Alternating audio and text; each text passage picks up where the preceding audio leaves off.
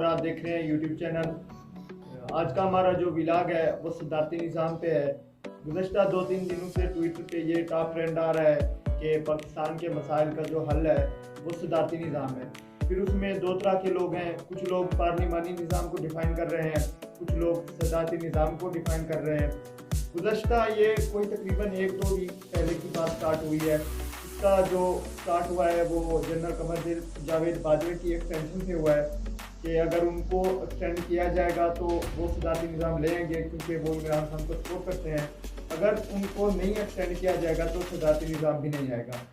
तो आज का हमारा विलाज इस चीज़ पे होगा कि सदारती निज़ाम क्या है और पार्लिमानी निज़ाम क्या है। सदारती निज़ाम ऐसा निज़ाम जिसमें एक सदर को अवाम डायरेक्ट इलेक्ट करती है। ऐसा नहीं होता कि वो कोई आर्मी चीफ है उसको वो खुद ब खुद आगे सदर बन जाता है या कोई डिप्टी। अब हम दुनिया पर नज़र घुमाते हैं तो हमें ज़्यादातर मुल्कों में सदारती निज़ाम ही नज़र आता है। अभी अमेरिका में देखें सुपर पावर है, वहाँ पे भी सदारती निज़ाम है। आप फ्रांस में देखें वहाँ पे भी सदारती निज़ाम है। रूस में चले जाएं वहाँ पे भी सदारती निज़ाम है।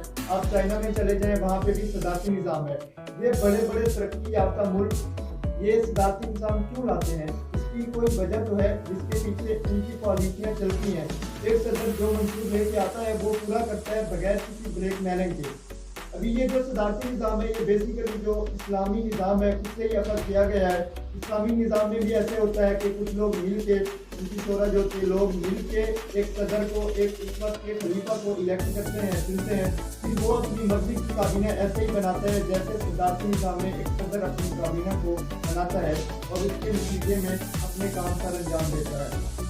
अभी जब एक सदर इलेक्ट हो जाता है तो उसके बाद वो बिल्कुल आज़ाद है। वो अपनी काबीना खुद बना सकता है, वो किसी ब्यूरोक्रेट को उठा सकता है, वो किसी टेक्नोक्रेट को, इसी तरह सियासतदानों में से किसी पढ़े लिखे प्रोफेसर को भी उठा सकता है। लेकिन पार्लिमानी निज़ाम में ऐसा होता है कि नीचे एमएनएज होते हैं, एमपीएज होते हैं जो हुकूमतों को ब्लैकमेल करते हैं, पार्टियां होती हैं वो ब्लैकमेल करती हैं। ऐसा ही होता है कि एक मुल्क के अंदर किसी सूबे से किसी ने 20 सीटें जीतनी तो पीपल पार्टी ने वहाँ सिंध से 40 निकाल ली। तो इस तरह जो हुकूमत बनती है वो बहुत ही कमज़ोर हुकूमत होती है। वज़ीर आज़म ब्लैकमेलिंग में आते हैं, वो कभी किसी एमएनए के कहने पर उसको वजारत दे देते हैं, उनकी मर्जी के ऑफिसर के ट्रांसफ़र करते हैं। लेकिन सदारती निज़ाम में ये बिल्कुल नहीं होता। वो प्रोजेक्ट एक सेम तरह से स्टार्ट करते हैं, सेम ही इलाकों में और सेम ही मालियत के होते हैं। इसमें किसी इलाके को महरूम नहीं रखा जाता क्योंकि प्रेसिडेंट सिस्टम जो है वो बिल्कुल आज़ाद होता है अपनी हुकूमतों में। वो लोग जो पार्लिमानी निज़ाम को डिफाइन कर रहे हैं वो कह रहे हैं कि सदारती निज़ाम ने पाकिस्तान को दिया ही क्या है। 4 सदारती निज़ाम पाकिस्तान की तारीख में आ चुके हैं। सबसे पहला है उसमें अयूब खान, उसके बारे में कहा जाता है कि उसने पाकिस्तान के 3 दरिया बेच दिए हैं। उसके बाद जनरल याह्या खान उनका आता है, उसके बारे में कहा जाता है कि उसने मुल्क को 2 टुकड़ों में तकसीम किया है।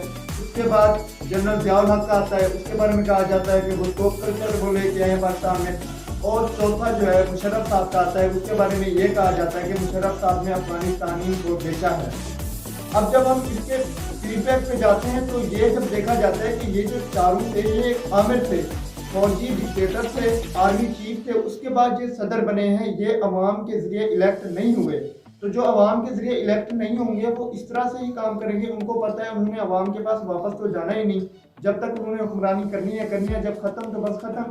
तो अब जो बंदा इलेक्ट होगा वो अपना एक मंशूर लेके आएगा, उसकी पार्टी होगी, उसके अपने बंदे होंगे, उनके थ्रू वो अवाम से वोट लेके आएगा। अगर वो अपने मंशूर पे पूरा ना उतरा, उसने काम सही तरह से ना किया तो उसको हटाया जा सकता है। जब नेक्स्ट टाइम वो अगले इलेक्शन पे जाता है तो वो हार जाता है। अभी हम इसकी मिसाल देते हैं, अमेरिका में जितने भी प्रेसिडेंट आए हैं उन्होंने 2-2 दौरे हुकूमत एक साथ गुजारे हैं। हम बुश को देख लें, सेकंड बुश को देख लें, इसके अलावा ओबामा को देख लें और क्लिंटन को देख लें। इन्होंने 2-2 दौरे हुकूमत एक साथ किए हैं। लेकिन जब हम ट्रंप को देखते हैं तो उन्होंने सिर्फ एक किया। उसकी वजह क्या थी? इनकी पार्टी शिकस्त खा गई, इनके काम अच्छे नहीं थे तो अवाम ने इन्हें शख्सियात हो सकती हैं जो सदारती निज़ाम के लिए उम्मीदवार हों। और इसमें ऐसा नहीं होता कि हर पार्टी का ही बंदा जो है ना वो उठने लग जाए। 3 से 4 ही होते हैं। वैसे भी हमने तकरीबन जितने भी सदारती निज़ाम बाहर के मुल्कों में देखे हैं ऐसा ही हो रहा है। अभी जैसा कि अगर नवाज शरीफ साहब उठते हैं सदारती निज़ाम के लिए तो उम्मीद है कि फजल रहमान साहब उनके हाथ में बैठ जाएँ। इसी तरह इमरान खान और पीपल पार्टी का भी सदारती उम्मीदवार हो सकता है। इसमें ये होता है कि सदारती निज़ाम का जो उम्मीदवार होता है वो अपने नुमाइंदे खुद खड़े करता है और उन नुमाइंदों के जरिए डायरेक्ट वो इलेक्ट होता है।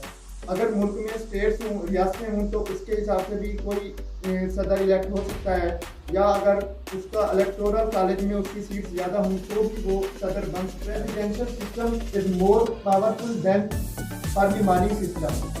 मेरे नज़दीक मैं भी यही चाहता हूँ कि पाकिस्तान में सदारती निज़ाम आए। ये जो MNA और MPs का कल्चर है इसको ख़त्म किया जाए। हर किसी में अपने लूटने के तरीके ईजाद कर रहे थे, इसको ख़त्म हो। एक बंदा है जिसकी पावर हो वो आके इस मुल्क पे काम करे और मईशत को संभाले और हमारे मुल्क के मसाइल को। ये तो थी मेरी राय। अब आप अपनी राय कमेंट सेक्शन में बता सकते हैं। अगर आपने मेरे चैनल को सब्सक्राइब नहीं किया तो इसे प्लीज़ सब्सक्राइब करें। Thank you so much. अल्लाह हाफिज़।